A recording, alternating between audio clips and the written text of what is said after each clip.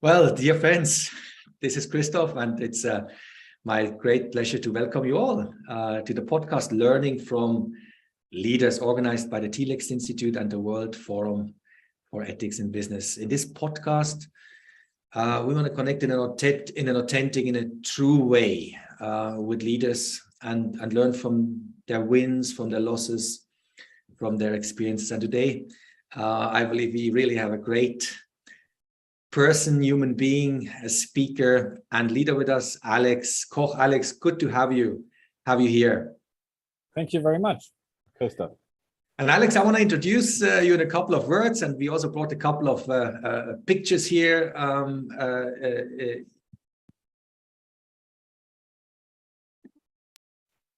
Exactly. Let me try to do justice here. All right. I believe from early childhood, you really loved sports. In fact, every time we talk with each other on the phone, then you will tell me, I just was out there doing some sports, or I'm just about to go to the mountains. You have been, and that's remarkable, an Olympic athlete. You have rowed, I believe, at the Olympic Games 1992 in Switzerland. In Barcelona. For Switzerland in Barcelona, right? Yeah. That's when Marc Rosset won Olympic gold for Swiss tennis. And from 2000 onwards, actually, you started to work for football. You have been responsible for the FIFA marketing program, the World Cup 2006 in Germany. And then you have had a key in the communication department of the FIFA as a deputy head of corporate communications. And then after almost 17 years at FIFA, you retired and from FIFA, and you're now today a school teacher, which I think is great, really working for human values, and a keynote speaker, of course, and lecturer on sports, sustainability, and ethics. So, Alex, what is it that you love so much about sports? First of all, the physical fitness and the feeling after having done sports. There are some sports that I like while I'm doing them, and there are other sports that I like more when I'm done with them, the feeling afterwards. That's the number one thing. And the sport that I practice at the moment is running in the mountains or hiking. And there I have this nature aspect as well, which I like a lot. And the sport I did the most was rowing. And yes, we also had the nature, not so much where I grew up in Bremen. It was always the same, but I love this interaction with elements like water or the mount or the air. So yes, that's the number one reason. Yeah, really feeling the air, the nature. And so I was really wondering, preparing for this podcast, and I realized I've never asked you that question. What made you move into soccer and engaging, fully immersing almost into this world? That was a coincidence, but I never really changed with the practicing sport. I've never played football really in a club. I mean, as a child, a little bit, but the sport I practice is rowing. But with rowing, you don't earn money. I never earned any money with rowing. And so at one point in time, you're reaching an age where you have to stop your active career and you need to start earning money. And I started in a company called ISL Sports Marketing. And there, by coincidence, I ended up in an athletics department. So for the first 4 years, I worked in athletics and never done athletics before. And then in 2001, this company went bankrupt. And by coincidence, at that time, I was helping out in the football division. And everybody working in football at that time was taken over by FIFA. And that's how I ended up in football. Yeah, and I think that is what then brought us together. As you know, I loved soccer from early childhood. Actually, Alex, when I was 7 years old, my dad took me to the soccer stadium, and the FC Basel played. By halftime against Lucerne, we were 2-1 behind. And in the second half, they scored 7 times. So Basel won 8-2. And the next morning, I said, I'm not going to school if I cannot play for the FC Basel. And that was the beginning of my passion for sports. And I was a passion for the topic of ethics in business. And since 2006, the World Forum for Ethics in Business holds conferences in the European annually on ethics in business. And as business has turned into sports, we felt it would be good to also talk about sports. And that then brought us together. I will never forget the first time we met at the FIFA headquarters in winter 2013. And we kind of timidly asked whether FIFA would be interested to hold a conference. It's the obvious place to talk about ethics. No? And, you know, when we were holding the conferences in the European Parliament on ethics in business, the argument was, what are you doing? You're preaching to the converted. Now we went to the FIFA headquarters and everybody said, what are you doing there? Is that the right place? But what we thought, it is really important to exactly go to the places where it is where you see that sports obviously has become a business. And that's the topic today, when sports meets business. So what made you then work for FIFA? In your mind, Alex, did you join an NGO? Did you join your passion for sports? Or did you join a huge business venture? What was in your mind when you signed there?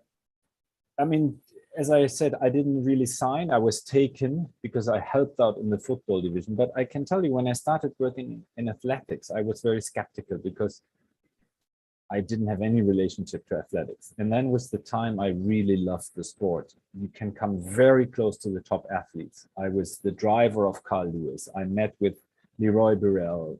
I was actually training with him, honestly. So that's what I liked so much on athletics. And I looked a little bit down to football because these stars for me were too far away from the normal public. Then when I joined the football department, all of a sudden, I realized this unbelievable power that the sport has and the passion that the people have for it. And honestly, I was always a little bit soccer interested. I also have my favorite club and I'm sad if they lose. But now working for soccer was just such another dimension. With everything you do, there is the media attention. If you create a mascot, it's mentioned in all newspapers. If you do the same in athletics, or even worse, in rowing, nobody will ever notice that. And that's what made me then really passionate about the sport, because with football, you can really move something in the world. Yeah, you absolutely can. It's big business, and it's at the same time, I wouldn't call it NGO in that sense, but it's something that touches the world, everybody around the world. And this power is unbelievable. Yeah. And yeah, totally. And that was also one of the reasons, I mean, apart from being totally sold for sports, one reason of doing the conferences on ethics in sports annually since 2013 for the WFP was and is that like a discussion in the European Parliament will interest a couple of people, right? But if there's a corruption case or ethical issues or controversies on the soccer field, well, we discuss it at the dinner table, right? And that's actually great, right? Because we reflect about important questions of life. Now, I thought with the audience, it would be super interesting to learn from you about an incident back in 2014-15. I think, I always believe that true leadership starts when the knowledge ends, right? Everything else is execution. But when we are in a place we have never been, how do we act? And I think you probably were in such a place back in 2015, and maybe we can see the pictures here. One picture is at the press conference, right? With Sepp Blatter, and I think the comedian Simon Brodkin threw up a couple of dollar bills, which, by the way, or a little bit of cash, which, by the way, he got back from the Swiss police. He was surprised. He thought everybody was corrupt in Switzerland. But then that picture went around the world, a symbolic picture, right? Asking the question, is it all about money? And later on, the whole discussions on corruption and the FIFA World Cups, etc., brought you to the spotlight, right? You were in so many TV shows. We see you here with Günther Jauch, one of the main shows in Germany, defending then FIFA, and Blatter explaining to the world what's going on. So what comes to your mind when you see these pictures? How was it for you to be really in the spotlight? To be honest, it was great. I liked it. I was excited like a little child ahead of these TV shows. And it's actually much more special when I tell you how it came together. I was again practicing doing sports. I was on my racing bike, and I received a call from the former director of communications around 12:30 on Sunday.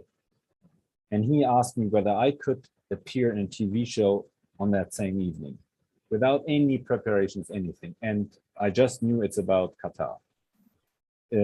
So I had to go back, take a shower, got my clothes, and headed off to the airport to go to Berlin. And the next day was then a hard hour fair. And a few days later, I think Stern TV. I was excited like a child because I felt totally secure on this topic. And I knew that there was a big discrepancy between what the people outside of FIFA thought about the organization and what I knew.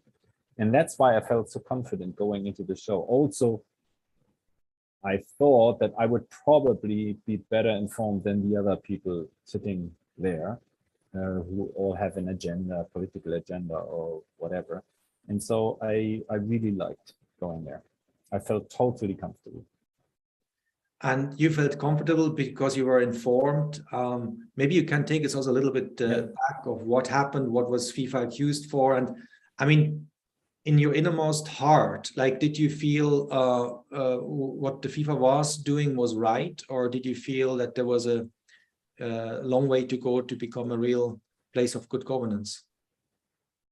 That I would subscribe. That's a long way to go. But what I always had in mind, and actually I need to tell you maybe why I felt so confident, because I was giving corporate presentations within the organization FIFA almost on a daily basis to little visitor groups, 20, 30, 40 people.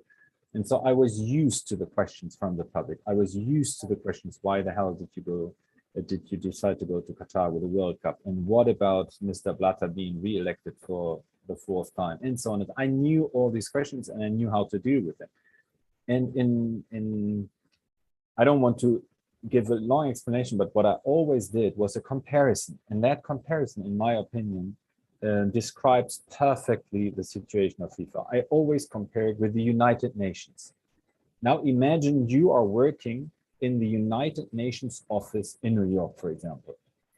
And the scandal that happens at the General Assembly of the UN because the people there vote to go, I don't know, to war or make strange decisions. These people who have the voting power have actually nothing to do with the administration of the United Nations in New York. And that's the same thing within FIFA. The people who vote are not in Zurich, are not there, cannot be appointed by the FIFA organization, but are elected in their home countries. And that is also the decision to, well, we will speak about it maybe later, how it came, the decision to Qatar. But what I always defended was the organization in Zurich, FIFA administration.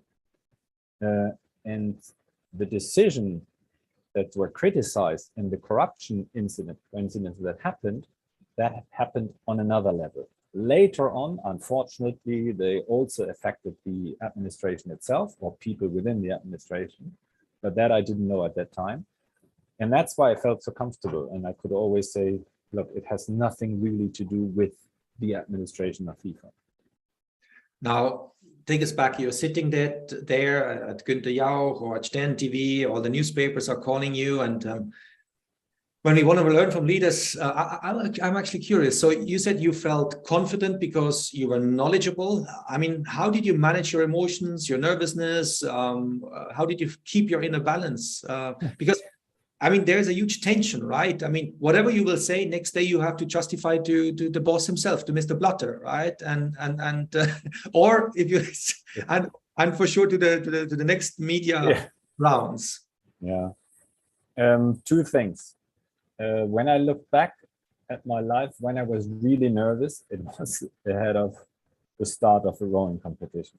I was so nervous that my whole body stopped functioning sometimes, I thought. And I never had this again, never at any exam or at any moment in time in my business work. I was as nervous as I was when I was 15, 16, 17, ahead of a normal small rowing competition. So maybe I was used a little bit to that.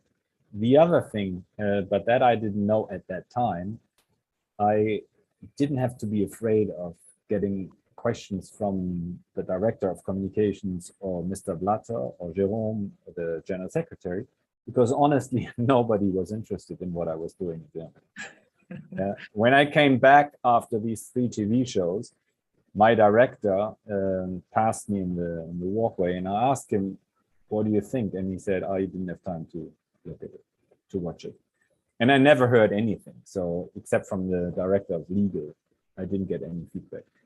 So, but this I didn't know at that time. No, I didn't really think about this, to be honest.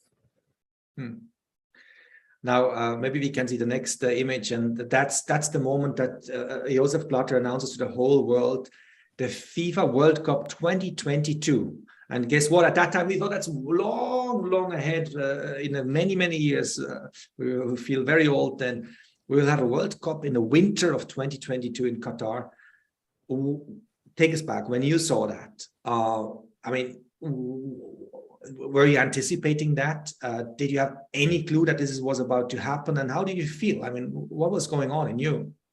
I remember it as if it was last week. Seriously, this moment I remember totally well, because nobody within the administration expected Qatar to be the host. Nobody. And we couldn't believe our eyes when we saw it. And actually, Mr. Blatter only learned about it very recently before he went on stage. And okay. What most people don't know, it was clearly not in the interest of FIFA that the World Cup goes to Qatar. And Mr. Blatter and the Secretary General, they exchanged some words. They were both furious. And one of them said, "This is the end of FIFA." So just imagine what the emotions were. And Mr. Blatter still had to defend the decision of the executive committee and smile and say the FIFA World Cup will go to Qatar. But it makes no sense from an economic point of view. And FIFA administration is there to raise the money and give it back to football. So with Qatar, with the limitations, with the non-existing infrastructure, with alcohol not being allowed or alcohol publicity and so on, it really made no sense, especially because the other candidate was the United States, and of course the administration would have preferred the United States. But at that time, we didn't even know that the World Cup would take place in winter. You know, it was planned to take place in summer. Okay. But the 14 people who voted within the executive committee for Qatar probably either didn't consider that aspect of the heat in summer or ignored it, but the idea to postpone it into winter came way later. Yeah. And I must say personally, you know, over the last 9-10 years, looking a lot into the business aspect of sports, into the doping, into corruption, into all these aspects. Sometimes when I look at sports, at these mega events, it has become difficult for me to enjoy it truly. Yeah. And I think it will be difficult. I love every World Cup, and so far since I'm like 10 years old has been a highlight. I think it's going to be difficult for me to truly enjoy it. Not because of the region. The Middle East is a great region, but just it all unfolded and happened. How do you see it? I mean, it's a big discussion. You will remember this Sunday, the former Bayern boss, Uli Hoeneß, called into the Doppelpass. Yeah. TV studio and defended formally the decision for Qatar. How do you see it yourself? Somebody said that since '98, every World Cup has been bought. Votes have been bought, or people have been bribed. And I probably, this person is probably right, I would also assume. So because the problem is the system itself. And that's why I have spent lots of time working on an alternative way to allocate the World Cup, where corruption has almost no chance. And we developed such a, not me, but it was a student with a university in Hamburg. He evaluated another system that would pretty much avoid corruption. And we presented it at that time, 2015, I think it was, or maybe even before that. Yeah, no, after the allocation of Qatar, we presented it to everybody within FIFA, Mr. Blatter included. And they didn't want to speak about it because yeah, it would mean that the people who have now the power to decide on the World Cup would say, okay, we don't want that power anymore. So they themselves have to give it to somebody else. And that system is a weighted draw. And so in the end, there is an element of luck in there because it's a draw in the end. And then, of course, corruption is difficult. I could go into more detail on that, but at that time, yeah, we also thought something must have gone wrong. Why would the people vote for Qatar? On the other hand, Qatar had a great presentation. I must admit, it was one of the best bids I've ever seen. But then again, you need to understand as well that the bid itself plays almost no role in the World Cup allocation. The people have their own mind and their own opinion. And that's why you have to take such a big decision away from people, away from personal interests. Because I always give this example. The representative of Argentina, Julio Grondona, at that time, when the different host countries presented their bid, and England was done with Beckham and Prince William, and it was a great presentation. He passed my office, and I asked him what he thought about it, and he said, "Look, Mr. Koch, as long as I live, I will make sure that nobody from CONMEBOL, so from South America, will ever vote for England." And that's why I realized that whatever the bid is, and if you only have England against North Korea, Argentina would not vote for England because of the Falkland War. And if you have an African country bidding, they almost have 53 votes for sure, the other African countries. And if Israel is bidding, I'm pretty sure they won't get a single vote in the Arabic world. And there I realized that such a decision has nothing to do with completely independent people thinking about what is the best for world football. And that's actually not even possible, because a representative from Germany, let's take that example, the president of the German Football Association, if he has the chance to, or the choice between two countries, and one, let's say, is Mexico and you play in altitude, and the other one is, I don't know, a country where you don't play in altitude, but with a much worse bid, he would probably think, what is better for the German team? The German team may have a better chance to perform in that country, and then he would vote for that country. So that's why, forget this whole system with bidding and all this. If there are people taking decisions, they have another agenda, and that's what, and rightfully so. Yeah. Well, we all have our mental maps, we have our biases. And, you know, on the weekend, I must confess, I was actually crying for a moment. At least there were tears in my eyes when Roger Federer retired. And the moderator dared to conclude that tennis will continue. Tennis is bigger than Roger Federer. And even though I'm quite a fan, I had to admit that he is probably right. And so we could probably say that soccer and sports in general is much bigger than FIFA. And the power of it, let's say, and the beauty of it transcends personalities and organizations. Now, I read you recently a statement from you that you said that football doesn't use yet its positive potential. And it remains a reflection of our society with lots of good people, but also bad ones. Now, what for you are these great values that the sport brings along, that the soccer brings along, and that we should focus on, actually? Look, FIFA had, at the time when I was working there, a very strong department at the time called CSR, Social Responsibility, and we did many, many projects under the name of Football for Hope. Now, they still do great projects. The name has changed, everything has changed a little bit. But there I saw the power that you have with football. Wherever you come, you have the attention. If you come as FIFA, they know there's power behind. We can bring famous players and so on. And we did unbelievably good projects. I was really impressed by that. And that is also a little bit due to the fact that Mr. Blatter had an interest in those projects. And he had an interest in Africa. He always spoke about Africa. Of course, the projects were not only in Africa, they were around the world. But I think it all depends.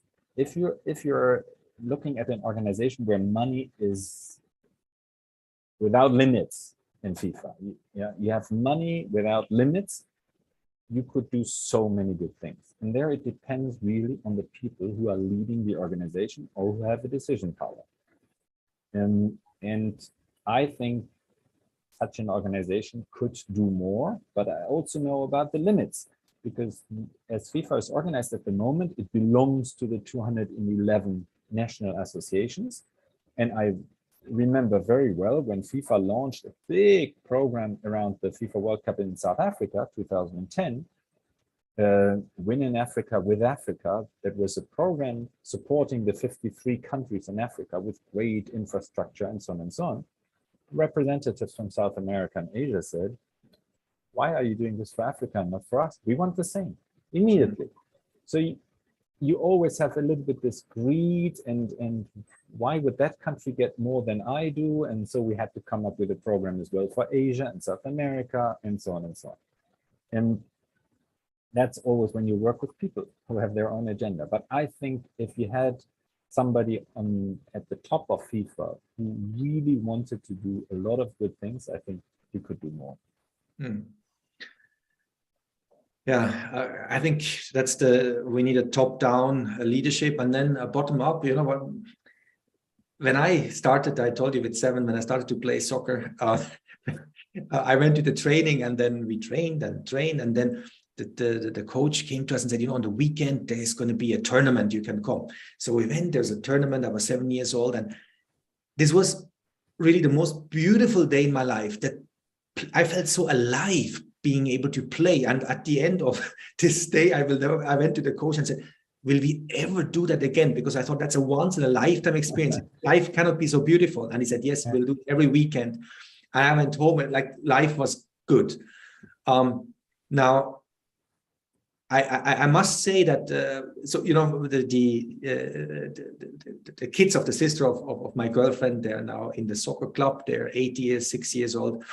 And when I go and see them, I love it. They are enjoying it, but also at this age, there's already such a seriousness, right? It seems to be, there's so many Ronaldos on that field. There are these behaviors, and the coach really wants these kids to win. Sri Ravi Shankar says that sports has become sometimes like a war, an expression of war, and war is played like you know, sports. And maybe there is something to that. What can we do to protect that playfulness? Now, we talked about top down, maybe we need a leadership, but in these clubs, this evening, so many millions of people will be exposed to coaches who maybe take things a little bit too far. What do you think? Yeah, no, I can share this opinion totally. When my kids were playing football and I went to see 2 or 3 matches, I was disgusted but not by the behavior of the kids, actually more by the behavior of the parents. And when you're saying there are many Ronaldos on the pitch, I think it's more the parents who think that their kids are Ronaldos. If there were more Ronaldos on the pitch, that would be great, because Ronaldo is a great person. He's unbelievable social. He is such a nice character. I can only speak very positively about him. And then, of course, with his talent. But you're right. I always think that sports and business, or the rest of our life, is not separate. You know, the people who are playing football on the weekend are the manager or students or whatever during the week, and you have the similar behavior. I think the person brings something to the pitch or to the game, and that's his personal behavior and attitude. Is he very ambitious? Is he egoistic? Is he a team player or not? So sport can only to a small degree, I think, influence these people at a young age, where they learn that maybe with a bit of team spirit, you can have more success, or it's nicer than to be egoistic and always fight for yourself. But at an adult age, I'm not so sure, because you see the top people in business who are very successful in business and who fight with the elbows. They are quite often also good sports people, successful in sports. They are not the ones that you like the most, but it goes with success. And as long as we admire only the people who have success and not the people who did the best fair play move, or who are very social and who maybe are just coaches and look every weekend after the kid. The focus will always be on people who have success. And unfortunately, success we don't always get by just playing fair.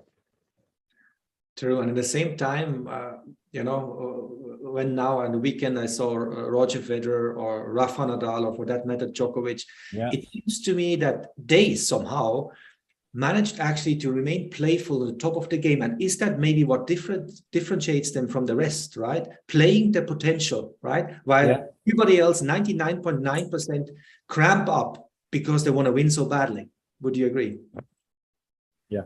No, I totally agree. I think if you want to get a spillover effect from sports to business or vice versa, it's the people at the top. If they are role models and idols and they behave in the way like Roger Federer, Nadal and Djokovic or so, then I think others want to copy that as well. But if you look up to people who are just billionaires and who did whatever in order to get their money, then of course it doesn't help. But you're totally right. I think it needs more of those personalities that are authentic and still remain modest. I actually also think that Roger Federer for me is modest.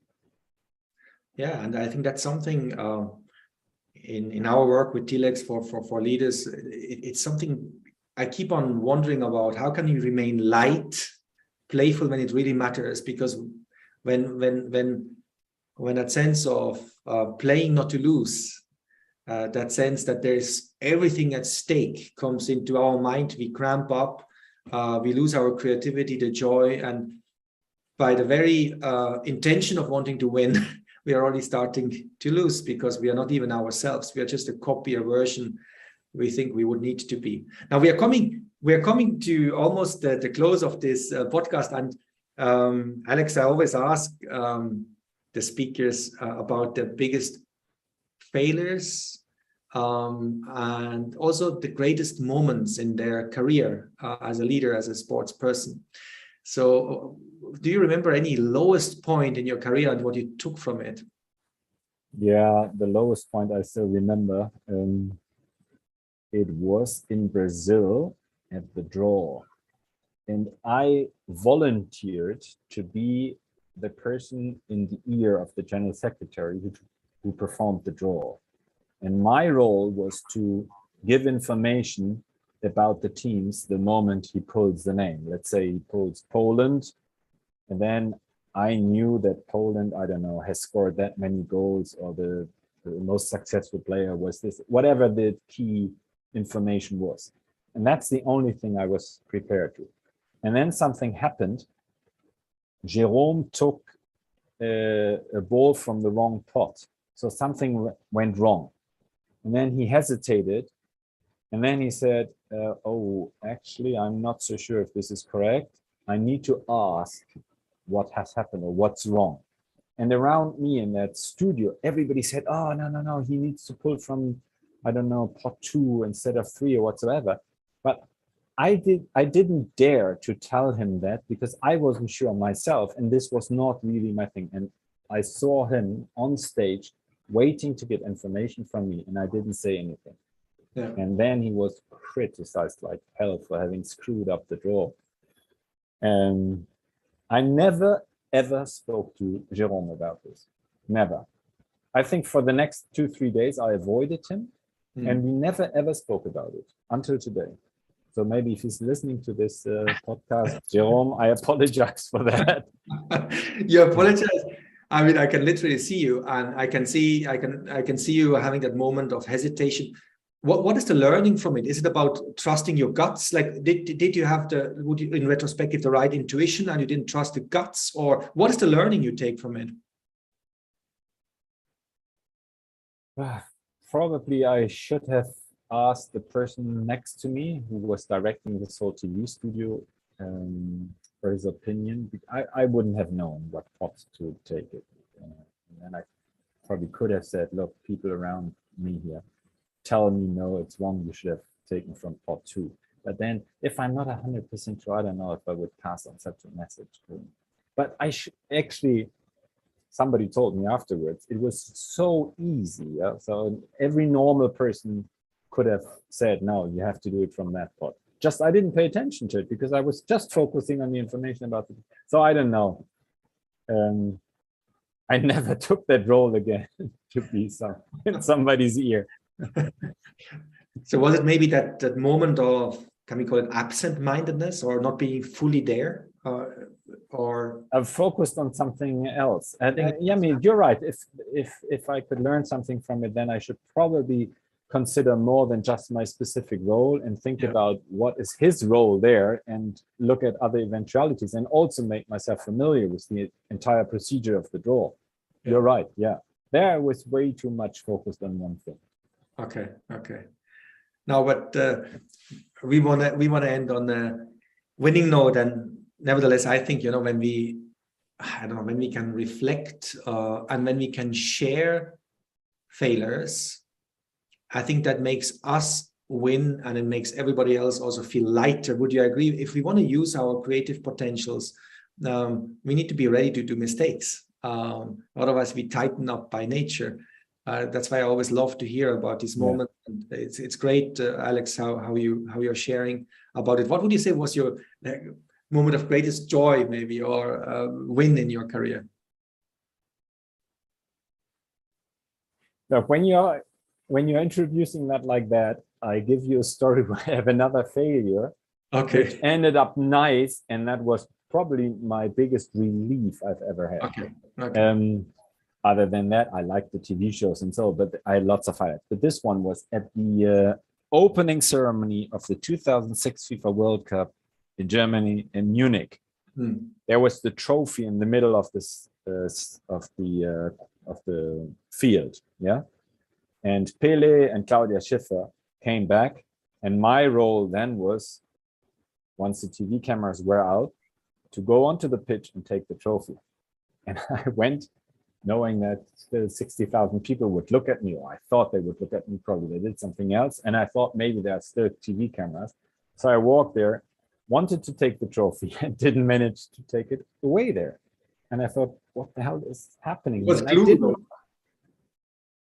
It was glued. And so all of a sudden I turned it and I said, oh, somebody screwed it on.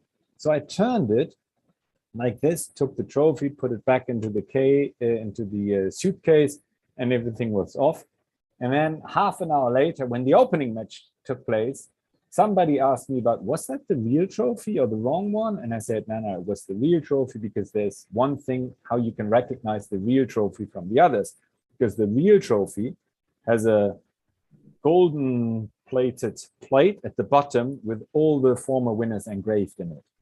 And while I was saying it, I said, wait a second, this plug at the bottom, I probably didn't take it.